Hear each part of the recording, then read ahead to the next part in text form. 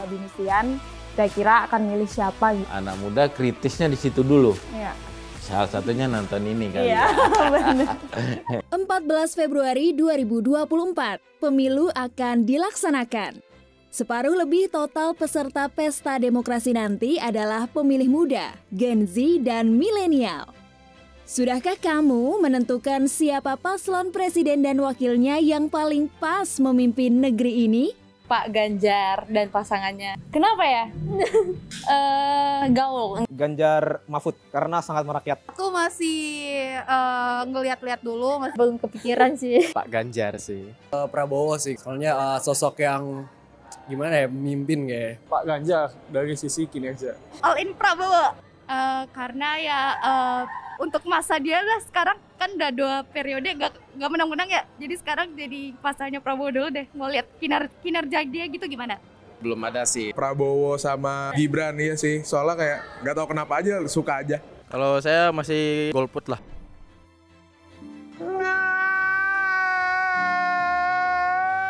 Oke, baik. Siapapun pilihannya, yang terpenting adalah mengusahakan yang terbaik untuk negara kita, Indonesia. Seperti harapan-harapan ini. Lebih dikhawatirkan tentang yang kesehatan. Apalagi kan kalau di sekarang masa kepemimpinan Pak Jokowi ada BPJS. Takutnya seiring berjalannya waktu BPJS itu ditiadakan begitu. Harus lebih baik sih. Kalau bisa gratis deh. Menurut saya dengan pemilihan ini mungkin calon-calon presiden bisa memberikan lapangan pekerjaan yang luas bagi para pemuda-pemuda yang pengangguran. Kalau menurut saya sih kayaknya harus mengcover semuanya sih, soalnya ya kan ini memimpin satu negara, jadi semuanya harus bisa lah. Lebih ke pemberantasan korupsi di Indonesia, kayak lebih kemarin ya Menteri Pertanian kan kebukti kalau dia ternyata korupsi. Jadi kayak korupsi di Indonesia harus dikurangin. Kalau dari aku, selain dari korupsi mungkin ada juga isu lingkungan. Karena yang kita semua rasakan mungkin ya belakangan ini kan cuacanya makin panas gitu ya. Baru pagi ini sih hujan ya. Tapi sebelumnya itu juga udah panas banget ya kan. Pas kita jalan keluar bentar aja udah mulai keringat gitu, atau juga asap polusi dan lain-lain gitu kan, ya isu utama Jakarta sih menurut aku. Jadi mungkin kita perlu pemerintah yang ada ide gitu untuk menyelesaikan masalah lingkungan Jakarta dan mungkin semua Indonesia. Saya lebih memilih presiden yang mendukung ketenagakerjaan sama mendukung di sektor demokrasi. Nah, jadi kalau ketenagakerjaan tuh supaya ada peluang lah ke depan Indonesia maju, jadi negara maju sih.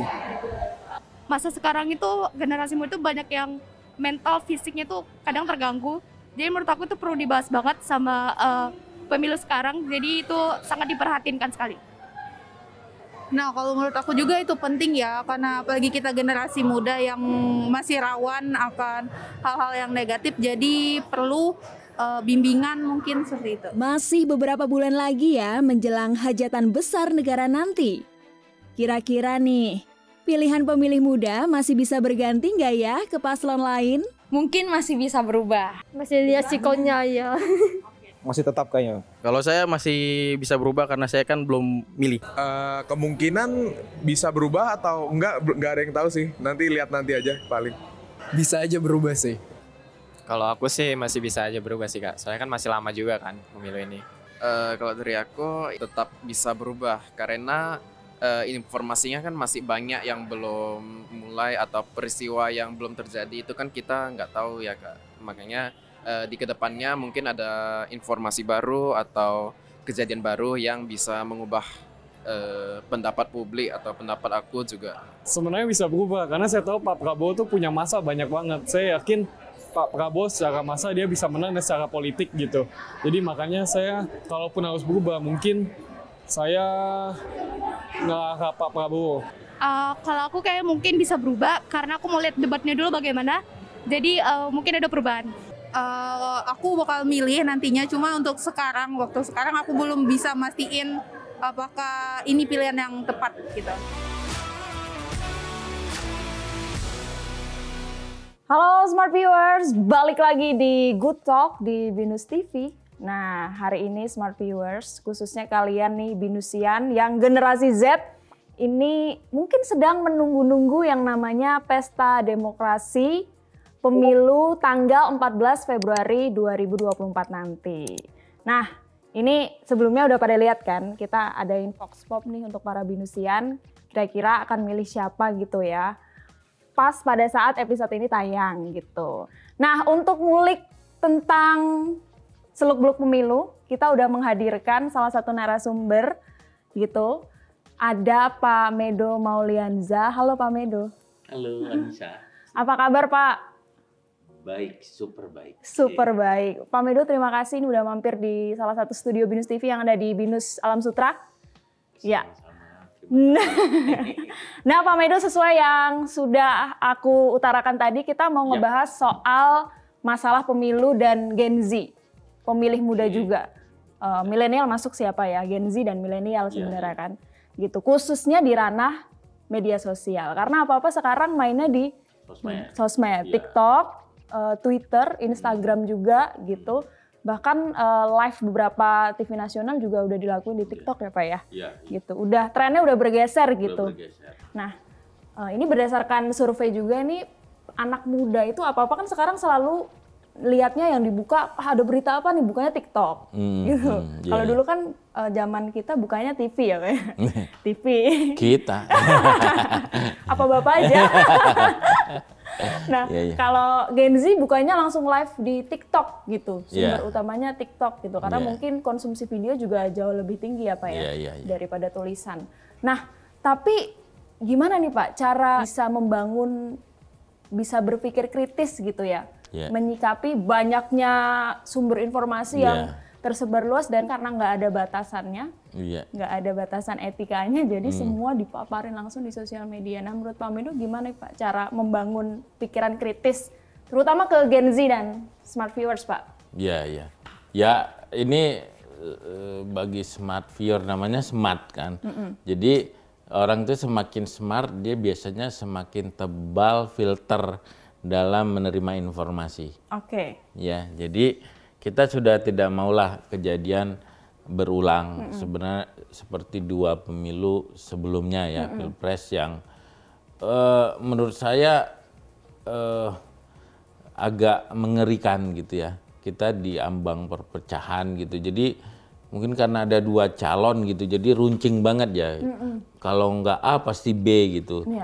Kalau nggak B pasti A gitu. Jadi itu grup saudara gitu, family gitu yang damai, biasanya jarang-jarang ngupload gitu ya, apa-apa gitu, tiba-tiba di zaman itu saling mengupload gitu ya kan, saling mempengaruhi sampai ada yang berantem gitu ya. Semua keluarga kayak gitu ternyata Pak ya. Itu kan dan anehnya gitu, padahal kan sebagian dari mereka gitu berpendidikan ya. Artinya udah sarjana, jadi tapi suka ngupload info-info yang nggak jelas gitu. Maksudnya lah kenapa nggak di cross check dulu, ada nggak di berita media konvensional, media yang terpercaya gitu. Ini .com nggak jelas gitu kan. Atau kalau nggak yang itu, yang Webly ataupun yang Blogspot gitu, yang siapapun bisa.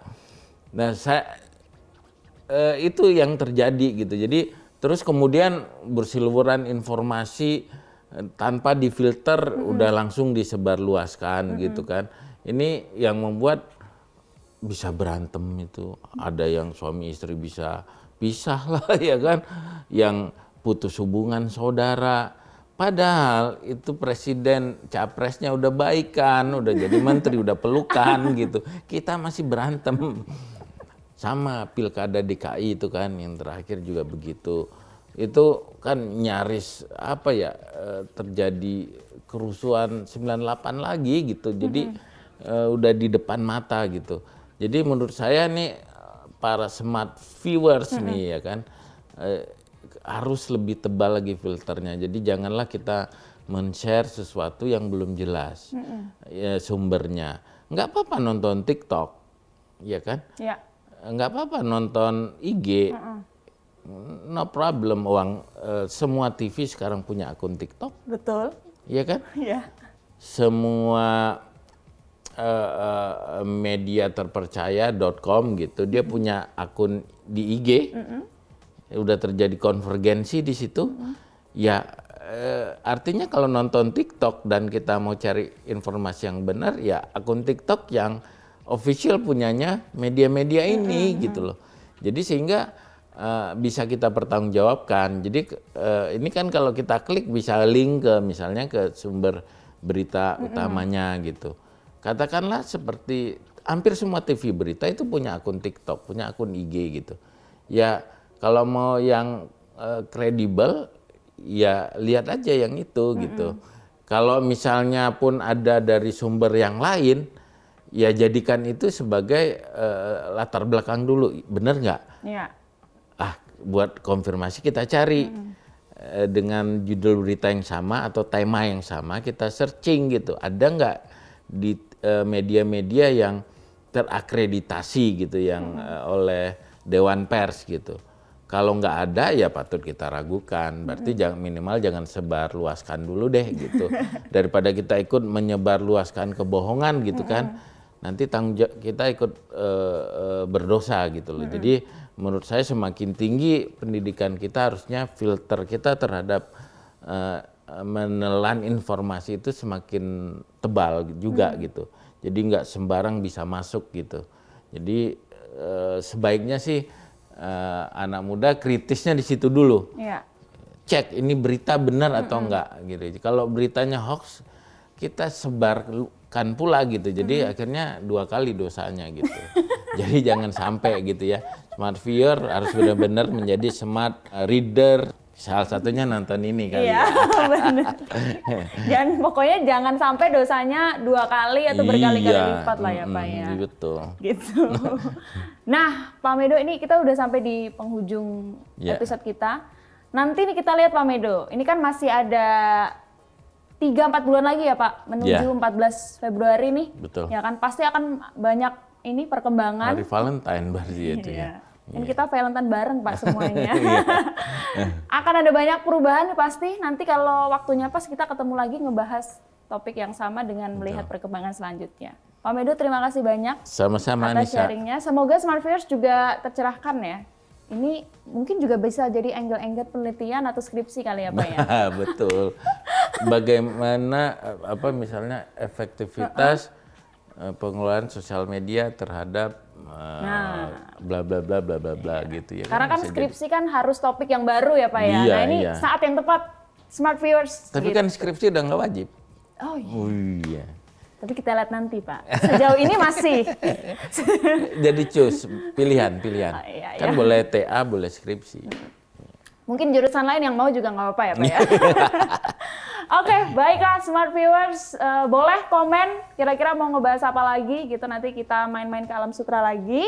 Jangan lupa subscribe YouTube channel Binus TV, like juga, dan see you di episode berikutnya Smart Viewers. Bye-bye. Harus ikut pemilu. Ya pasti dong, harus datang ya. Harus datang ke TPS tanggal 14 Februari. Harus datang guys, jangan golput. Harus datang guys, jangan golput karena satu suara pun berharga. Datang dong. Menurut saya sebagai mahasiswa dan orang muda, kita harus ikut supaya mendukung Indonesia dan menentukan pilihan kita dengan sangat baik. Karena ke depan akan menentukan kehidupan kita semuanya. Harus dong. Harus banget ditungguin nih untuk generasi muda sekarang.